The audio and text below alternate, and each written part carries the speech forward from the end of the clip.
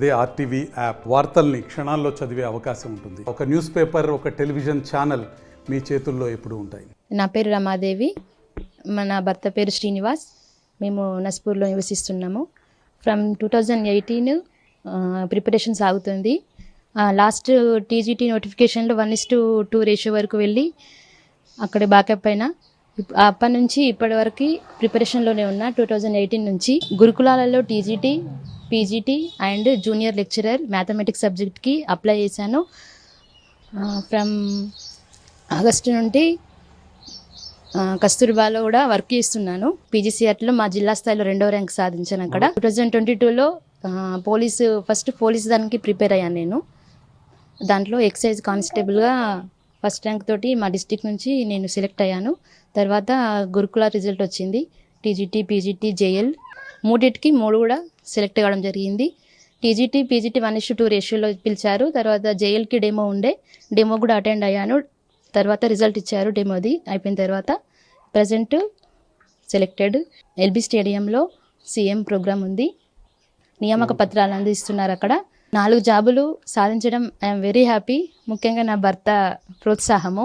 చాలా ఫెయిల్యూర్స్ ఉండే, వాటన్నింటిని అధిగమించి ఎక్కడ కూడా ఆపకుండా చదవాలి, నువ్వు చదవాలి, సాధిస్తావు నాకంటే తనకి ఎక్కువ నమ్మకం ఉండే నా మీద.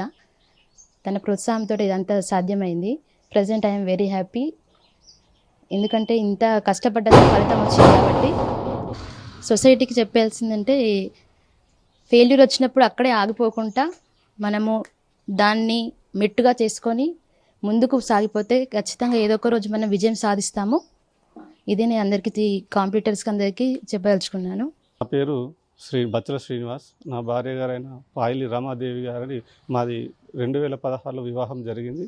అప్పటి నుండి 2018లో నోటిఫికేషన్స్ వచ్చినప్పటి నుండి ఆమె టీజీటీకి 1:2 రేషియోలో సెలెక్ట్ అయ్యి 1 రాకపోయేసరికి మళ్ళీ తర్వాత అట్లా ఆగిపోకుండా నిరంతరము ఆమె కష్టపడేదాని విధానాన్ని చూసి నేను ఎంత కష్టమైనా నువ్వు ఖచ్చితంగా ఉద్యోగం సాధిస్తావనే నమ్మకంతో ఉండి ఆమెను ఎన్నుకుండి ప్రోత్సహించడం జరిగింది. దానికి అనుగుణంగా ఆమె కూడా అంతకు మించి నమ్మకంతో కష్టపడి ఈరోజు 2023 నోటిఫికేషన్లు వచ్చినటువంటి గురుకుల నియామకాలలో 3 టీజీటీ, పీజీటీ, జేఎల్ మరియు ఆబ్కారీ శాఖలో ఎక్సైజ్ కానిస్టేబుల్ సాధించడం జరిగింది. చాలా ఆనందంగా, గర్వంగా కూడా ఉంది. ఎందుకంటే ఇంట్లో పనులు చేసుకుంటూ, ఇంట్లో చూసుకుంటూ, పిల్లలను చూసుకుంటూ, స్కూల్కి పంపించుకుంటూ, ఇంట్లో కష్టపడుకుంటూ కూడా సాధించడం అనేది ఈ రోజుల్లో పోటీ పరీక్షలలో ఒక ఉద్యోగం సాధించడమే కష్టతరంగా ఉన్నటువంటి కాలంలో 4 ఉద్యోగాలు ఒకేసారి సాధించడం అనేది చాలా గర్వకారణం.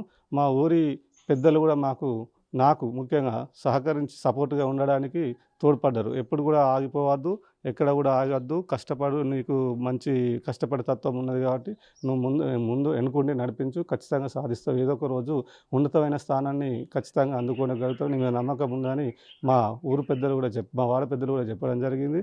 దానికి అనుగుణంగానే నేను ఎన్నుకుండి ఆమెకు ఎటువంటి లోటు లేకుండా నా అంతు సహాయ సహకారాలు అందించడం జరిగింది. ఈ 4 ఉద్యోగాలే కాకుండా రానున్న కాలంలో ఏదైతే గ్రూప్ 1 ఉందో అది సాధించడమే మా ముందున్నటువంటి లక్ష్యము. దాన్ని సాధించడానికి ఆమెకు ఎంత సాధ్యమైనంత వరకు నేను సహాయ సహకారాలు అందిస్తానని తెలియడం జరిగింది. సాధించినందుకు మాకు చాలా గర్వంగా ఉంది. ఎందుకంటే ఒకటి, నేను ఏమి సాధించలేను, ఏమి చేయలేను అనేటువంటిది కాకుండా ఒక పట్టుదలతోటి ఒకటి రాకపోయినా, ఏంటంటే failure is the mother of success అన్నట్టుగా ఒక్కసారి ఫెయిల్ అయినంత మాత్రం ఓడిపోయినట్టు కాదు. కానీ పట్టుబట్టి చదివి ఒక 3-4 ఉద్యోగాలకు ఎంపిక ఏంటంటే మాకు చాలా గర్వకారణంగా ఉంది. ఎందుకంటే నేను ఈ విషయం వల్ల యువతకు ఒకటే చేస్తున్నాను. ఏంటంటే మనం కష్టపడేటువంటి తత్వం ఉన్నప్పుడు ఖచ్చితంగా ఏదైనా సాధించగలమనేటువంటి నమ్మకము ఉంటుంది. కాబట్టి ప్రతి ఒక్క యువత కూడా ఈ అమ్మాయిని వాళ్ళు ఇంప్రెషన్గా తీసుకొని ఊరు వాళ్ళందరూ కూడా చదివి ఉన్నట్టయితే మంచి విజయాలు కూడా వాళ్ళు సాధించవచ్చు. మరిన్ని వీడియోస్ కోసం ఛానల్ ని సబ్స్క్రైబ్ చేయండి. లేటెస్ట్ అప్డేట్స్ కోసం వాట్సాప్ ఛానల్ ని ఫాలో చేయండి. అండ్ లింక్ డిస్క్రిప్షన్ లో ఉంది.